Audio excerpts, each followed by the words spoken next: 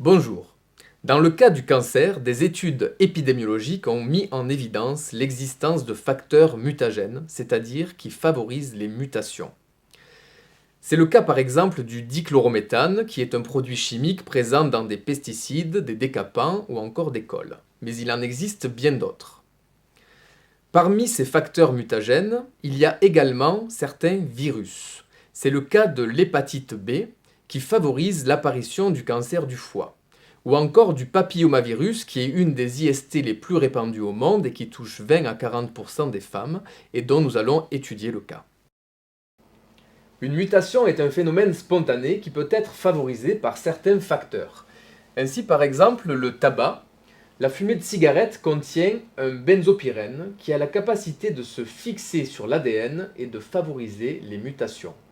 On retrouve ces mutations dans les cellules cancéreuses du poumon. Mais il existe de nombreux autres facteurs qui sont dits mutagènes, avec par exemple les pollutions atmosphériques, ou encore l'amiante, les rayons ultraviolets, les rayons X, ou encore la radioactivité. Nous avons ici un virus du papillome humain. Ce virus existe sous plus de 200 formes. Les formes VPH16 et VPH18 nous intéressent car lorsqu'elles infectent une cellule humaine, elles aboutissent à la formation d'une protéine virale E6. Cette protéine E6 a la capacité de se fixer spécifiquement sur une protéine P53 humaine, ce qui aboutit à la destruction de la protéine P53. Nous avons vu que la protéine P53 était impliquée dans la régulation cellulaire et que son inactivité aboutissait au phénomène de cancérisation.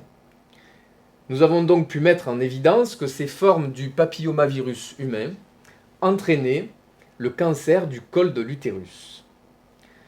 Dans la plupart des cas, le virus du papillome humain est éliminé par le corps humain.